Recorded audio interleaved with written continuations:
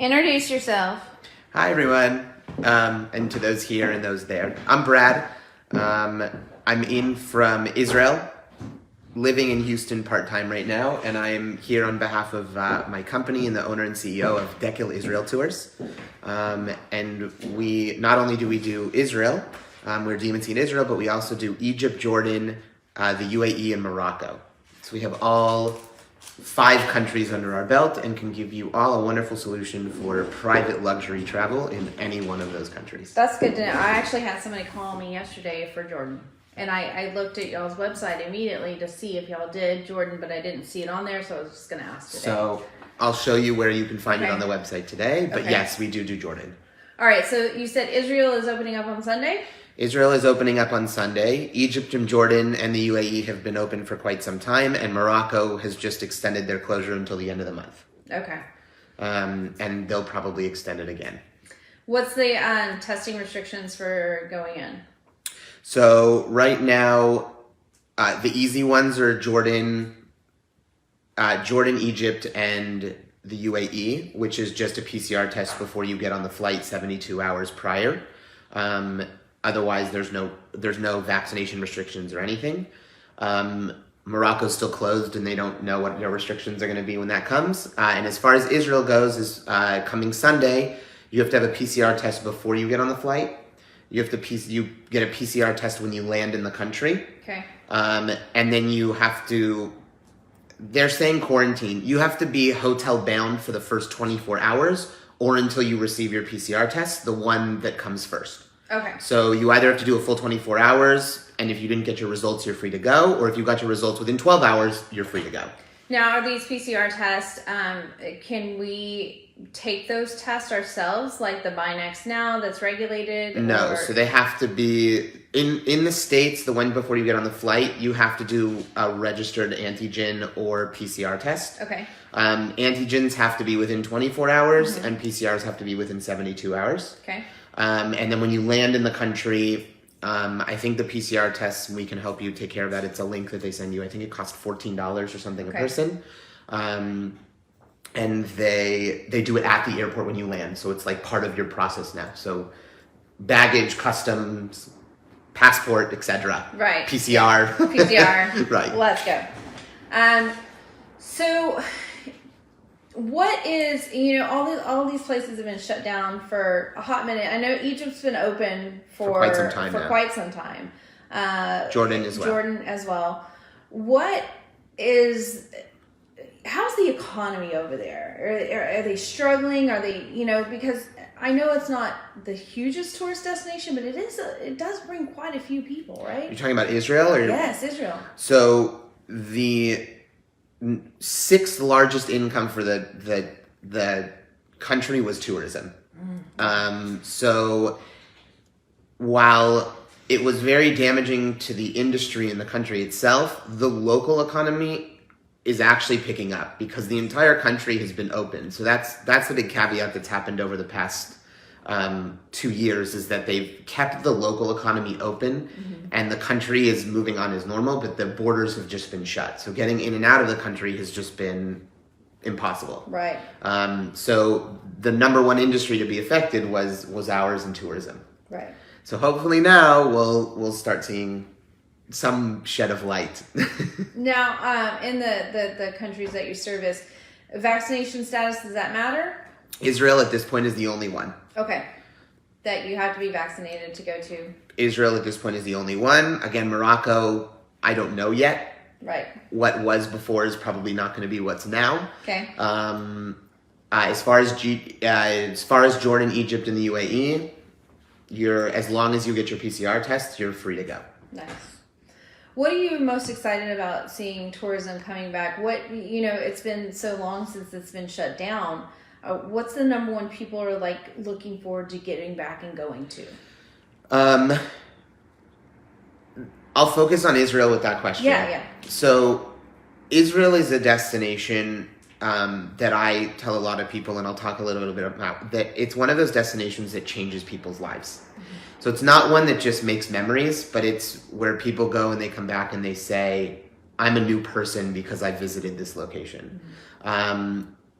So I think what we're excited to see is that we haven't been able to hear that feedback for about 2 years, going on 2 years.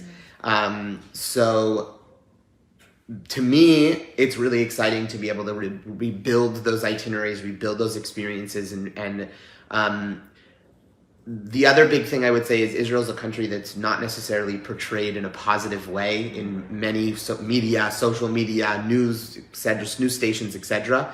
And part of what I like to do is to build little ambassadors and to show what the reality of things are in the country versus what we just see portrayed to us on the news. Right. And so, that's the other big thing that we're looking forward to is people coming back and saying, what we saw in the news and how you feel when you go there is very different than what's portrayed. And so it's a snowball effect, essentially, that people come back here and they say, well, now that we've learned the reality of it, you have to go. And you start seeing more and more people wanting to come. And for somebody looking to go on a trip like this, what's your target demographic? Who do you see going on most of these trips? So I'm not going to go too much into it because it's part of my presentation. Okay. But whether they be your millennials who are looking for nightlife and fun and leisure, or whether it's your historians or archaeologists or people who are interested in history, modern day military, all of that kind of stuff, there's something for everybody. And I'll go about that a little bit more in detail. Okay. What is your favorite thing to do when you're there? So I've lived there for the past 12 years. Uh-huh. That's a hard thing to do. So I'm an adventurist. Uh-huh. I love doing outdoor things. I love the hiking. I love the adrenaline rush. I love the leisure time on the beach. One of my favorite things to do are the wineries. Yes. And drinking. Yes. Which there is a ton of that for everybody. Okay. And again, I'll go into that a little bit more in detail as we move forward through the presentation. And the beaches, I've been to the beaches over in Greece, and I've been to the beaches over in, different parts of Europe. Are they sandy beaches or are they rocky beaches? No, they're sandy beaches. So the Mediterranean coasts are going to be very sandy and gorgeous beaches. The southern beaches, which you're talking about the northern part of the Red Sea, are going to be a little more rocky. Okay. But they've created them to be a little more touristy and have brought sand in to make them more comfortable. But your Mediterranean beaches, Tel Aviv and the entire coast, Haifa, it's gorgeous Mediterranean sand. So first off, thank you very much for having me today. And I'm glad we got to discuss a little bit about what we did. So again, my name is Brad. I'm lived in Israel for the past 12 years. I'm here in Houston for the interim through May of next year. And we're running around office to office, meeting people, conferencing, partying, the whole 9 yards. This company was started, we're going on 8 years now, and I've been in the industry now 11 years, almost 11 years. The company is called Dekel Israel Tours. I like to be a little interactive in my presentation, so I'm going to ask questions. I don't know if they can hear me. I don't know if they can answer. But if they want to try and answer, they can also. Okay. So the first Jeopardy question, we'll call it. What is the word dekel? Is a Hebrew word. What does it mean? No idea. So how about a hint? Let's see what Google says. No, I was looking at Facebook. I'll give you a hint. It's in the logo. Palm trees. Awesome. See, that's so easy. Gosh, we're so smart. Palm trees. Actually, more precise, it's a date tree. Okay? And the reason and where the name comes from, the date tree is actually a biblical tree that shows up in the Bible as an indigenous tree to the land of Israel. And dates are a fruit that were actually quite important 3,000 years ago. And they're still growing now today in the deserts in Israel, so that's where the name came from. So Dekel Tours. So that's a little bit about the name, a little bit about the company, and here we go. All right. So Dekel Israel Tours is a full-service DMC located in Israel. We live in Israel. All of our staff, we are a boutique agency, a staff of 10. All of our staff are all American born. So 2 reasons I point that out. Number 1, English is our native language. So even though you're working with us overseas and locally, communication should never fall through the cracks. And number 2, we all grew up in the American service industry. So when you look at us and you understand, who you're talking to on the other side, we all understand your American clients and their mentality because we grew up in that industry as well. So, as I mentioned, we're all located in Israel. We are on the ground. We give service 24/7. Our offices are open local time, but we're answering phones if we're here probably until 1 o'clock in the afternoon your time, and emails throughout the evening and throughout the night for the most part. Okay? We are a full-service, white-glove luxury concierge service. Okay? So from the second you land in the country to the second you depart, we can handle any and every type of request, no matter what the size of the group is. Okay? So as I move into that, what type of tours do we do? Everything we do is going to be 100% custom designed to every type of traveler. So whether they're your couples, singles, families, multi-generational tours, or your FIT travel, we'll call it, or whether they're your group travels, private groups.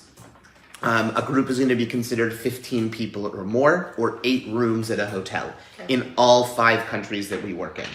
Okay, and I'll go over the other countries in a little bit as well. So your FITs, like we talked about, or your groups. So 15 people or 8 rooms is when you're going to start getting into group rates, etc. So that's a little bit, there are different types of FITs and groups that would fall into these categories as well. Do you guys do incentives, conventions, that kind of stuff as well? Some. Okay. So just so you know, we do have the ability to do business and incentives and conventions and business meetings and all of that. I know there are people that specialize in that. Right. If it does come your way and there is an interest in any one of those countries, we do have the ability to handle it. Okay? Luxury packages.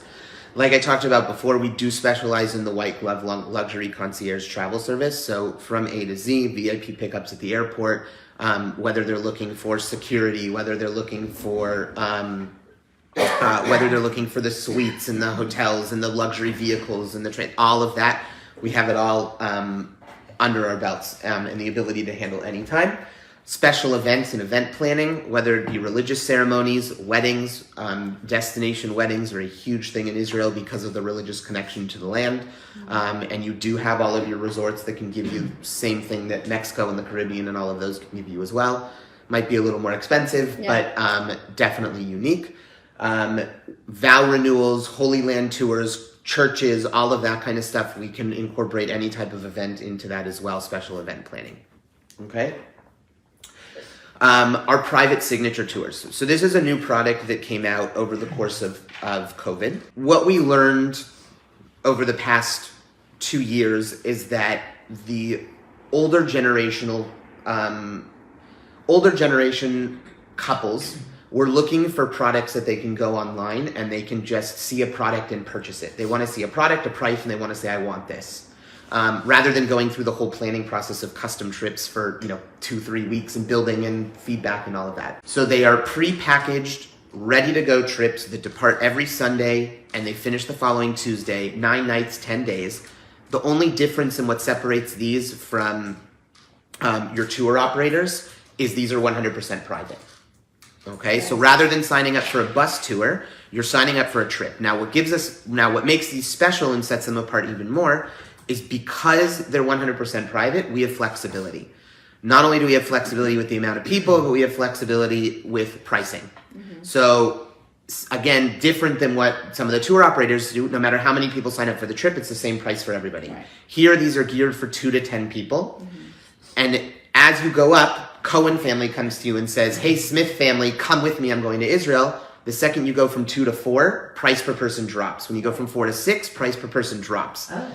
And when you get up to 10 people, it's the least. So just to give you an idea of how much of a price drop there is, 2 people in high season for your top 3 trips, so your Israel Highlights, Holy Land Experience, and Jewish Heritage Tour, which are your basic tours, they'll run from high season around $8,500 a person, and up to 10 people in low season, they'll drop to around $4,500 a person. So it's a big, big price difference to have people come together. Yeah. And again, it doesn't matter how many tours we can run them simultaneously, but everything is 100% private. Nice. So I'm never going to take this couple and throw them on a bus together. Yeah. The themed ones, which are culinary and wine, outdoor adventure, and archaeological wonders. The culinary and wine and outdoor adventures are going to run probably somewhere between 8,500 to 13,500 a person. And our archaeological wonders is one of our flagship trips. It is our flagship trip, and it's a 21-day trip that encompasses Egypt, Jordan, and Israel. Oh my gosh. Okay, so it actually follows in the footsteps of the Israelites in the Bible, leaving Egypt from the time of Pharaoh, crossing the Red Sea into the Arabian Desert or the Jordanian Desert, crossing the Jordan River and into the Holy Land. But not from a religious standpoint, from an archaeological standpoint, Right. which is what's fascinating. So no matter whether you're Christian, Jewish, Muslim, whatever, Buddhist, it's showing you archaeology. And it's a fascinating tour. So that one's going to run, again, depending on how many you are, somewhere between the 15.5 to 25.5 a person. Again, couples to 10 people, etc. So that's a little bit about our signature tours. Trip extensions. So what I had mentioned before, we do 4 other countries on top of Israel. So we have Egypt, Jordan, Morocco, and the UAE. Morocco isn't up here, but we do have the other 3. All of those have the ability to do trip extensions, pre-trips, post-trips, whatever you want to do or however you want to incorporate, or just individually. So you want just Egypt, we can do that. Just Jordan, just UAE, we have the ability to do that as well. Anything you need, visas in all the countries where relevant, whether they're doing border crossings between Israel, whether they're flying between countries, getting in between the different countries will also help take care of. International flights to and from the start and finish destination, that would be on you guys. Okay? So that's a little bit about those. Why travel to Israel? So, as I talked a little bit about before, when you ask that question to somebody, typically there are 3 answers. Answer number 1, history. Answer number 2, archaeology. And answer number 3, religion. However, if somebody comes and asks you why travel to Israel, there's a lot more. Okay? Okay. Before- I found this on the web for archaeology. See? Read religion, however, Israel. Check it out. Okay, nobody told you to talk. Culinary and wine. In Israel, there are more than 360 wineries throughout the northern region of the country. Some of them have won blind tastings against Europeans, French, German, Italian wines. If somebody's into the culinary scene, wine scene, definitely a place to visit. Culinary scene, some of the top Michelin chefs have come out of Israel. Around the world, have opened up restaurants in Europe, have opened up restaurants here in the States, New York, etc. Well known. That's as far as culinary goes. So food, definitely great. Outdoor adventure. Flying ATVs. Anybody done it before? No? I'm talking about a 3-wheel ATV with a steering wheel that is connected to a parachute and has a propulsion fan on the back that you literally take off and fly, and you can sit on these ATVs. I'll show you a video in a little bit. You're literally flying over the Mediterranean coast and archaeological ruins that were from the Roman period. 2,200 years ago. Oh, wow. Okay? They're views that you can't find anywhere else. Stunning. Rappelling into salt caves at the Dead Sea, right? You're talking about the Dead Sea, the lowest place on earth. And we'll go over that a little bit more. So business travel, leisure, beaches, resorts, you have something for everybody. So above and beyond those 3 main reasons that everybody thinks about, if a client asks you, these are other incentives that can help you sell this as a destination. Okay?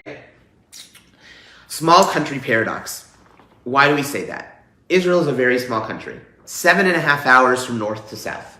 But why is it a small country paradox? It's a small country paradox because no matter how long you come to the country, you can't see everything. Okay? It is a country that you can visit one after another, after another, after another, first, second, third, fourth, and fifth time, and always have something new to see. Not only will you always have something new to see, because it's a live archaeological site and they're constantly digging, you can also revisit sites 2-3 years later, and that time you went to visit that site is completely new. So you'll learn a whole new amount of data and a whole new amount of history at that same location because of what they discovered over the past 2 or 3 years. So we're here essentially to help you get to those places on time, develop the routes, make sure that you are maximizing your time throughout the country and seeing what you need to see in that period that you're there. A little bit about the geography, and I won't spend too much time on this, but just so you have an idea. The country is divided up into 6 different parts. So you have the northern regions, which are called your Galilee, the Galilee region and the Golan region. These are going to be on your Syrian and Lebanese borders, and the Mediterranean coast. Up there, you're going to have what you can see here on the presentation. You'll have stuff for everybody. So in the Galilee, you'll have Jewish mysticism. You'll have Druze and Arab villages. You'll have historical villages. The Galilee itself and the Sea of Galilee, when you're talking about Christian travel, you're talking about walking in the footsteps of Jesus. All of the different sites, Nazareth and Capernaum and Tabcha and Mount of Beatitudes and all the different places that people read about in their Bibles. So church travel, this is a huge, huge destination for Christian tourism. Okay?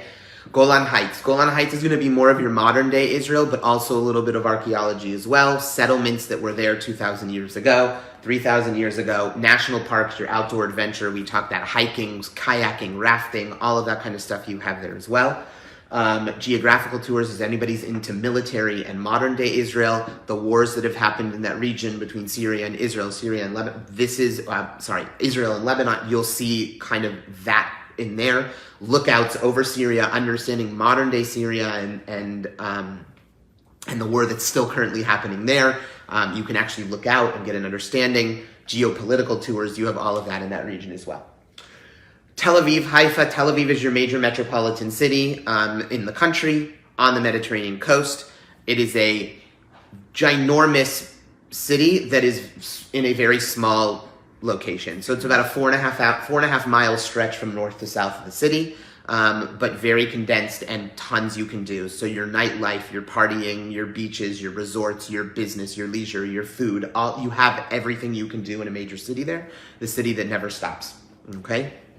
That's going to be your region. The coastal plain is going to be the entire Mediterranean coast from Tel Aviv all the way up to Haifa. You'll have your archaeology there. You'll have Roman ruins. You'll have outdoor adventure. You'll have sightseeing. You have anything that you can, water sports. You have tornado boats, if you've ever heard of those. They're the big raft boats with the 2 powerful 350 horsepower engines that they do these huge turns. They're like the ones that the military uses off the ship. Okay. So they sit them up in seats and they take you and they jump on the waves and do all sorts of... Anyway, outdoor adventure. You have all that kind of stuff there. Jerusalem. Jerusalem, what we like to call the belly button of the country. Okay, so if you use your body as a map, your belly button is the center of your body, whereas Jerusalem is the center of the country as well. And also, to many people around the world, the center of the world. Okay? One of the most fought over pieces of land around the world. But what's fascinating about the city, and again, what we see on the news is not the reality of things. People live in peace. People live together. People shop together. Jews, Arabs, Christians, they're there. They're peaceful, and they go around, and they go about their day. And there is something for everybody. So no matter what your religion is, whether you don't want a religious tour, you want a historical tour, an archaeology tour, you have it all. From here, you move down to the Judean desert, which is going to be right to the east of Jerusalem. That's going to be your Dead Sea region, UNESCO World Heritage Sites. You have the Dead Sea, 346 meters below sea level, the lowest place on Earth. Just to put that into feet, it's about 1,200 feet below sea level. This is always a terrible joke, but I'm going to say it anyway because we're a fun crew. So, in theory, the Dead Sea, you should always float. The salt density there doesn't allow you to sink, no matter what you do. So I always say it's impossible to drown in the Dead Sea, but people surprise us. So, terrible. So anyway, but in theory, it is impossible to drown. It is impossible. Nothing lives in the Dead Sea. It is a fascinating place to visit. Definitely, one of those bucket list destinations is part of the country to visit as well. Masada, UNESCO World Heritage Sites, outdoor adventure, deserts, all of that kind of stuff you have in this region as well. As you move into the southern regions, you have what are called the Negev and the Arava Valley or the Arava deserts. These are going to be, again, a lot of your outdoor adventure, night adventure. So jeep tours, animal hunting, not actual hunting, but looking for animals. As far as the region itself goes, there's one of three of the largest natural craters that is in this desert in the entire Middle East. Astronomy tours, all of that kind of stuff you have in this region as well. And as you move down to the very south, you have Eilat. Eilat is going to be your Miami Beach with Las Vegas-sized hotels with no gambling. So it's going to be your beach resort city. Huge hotels, tons of things to do, water sports from jet skiing to parasailing to banana boating to glass bottom boats and coral and scuba diving and snorkeling and dolphins and the whole 9 yards. But what's also great about this city, if you're not looking for just leisure time, this is where the border to cross into Jordan is. So if you're looking for an excursion into Petra or into Wadi Rum or to those and doing a day trip or an overnight trip, this is the border crossing in, and it's only a 2.5 hour drive from the border. Okay, so that's going to be that region. And that's the most southern region of the country. As we move in, and that's a little bit about the geography, and the last part of this is how we work together. So, working with Deco Tours. A few different things. When's the best time to visit? Great question. So, my favorite times of the year are going to be March through May. Remove the holidays out of there. Easter time, Passover time, that kind of stuff. Or anytime from September to November. And again, remove the Jewish holidays out of there as well, and they fluctuate every year, so depending on what year you want to do, we can look at that as well, when that falls. What's the most predominant language in Israel? The three official languages are Hebrew, English, and Arabic. So every sign you will see in Israel will be in all three languages, according to government regulations. Hebrew is the predominant language, the number one language of the country. Arabic would probably fall second, and third is English. But English, I mean, everybody knows English. Like, you won't. It's very hard to find somebody that doesn't know enough English to get by.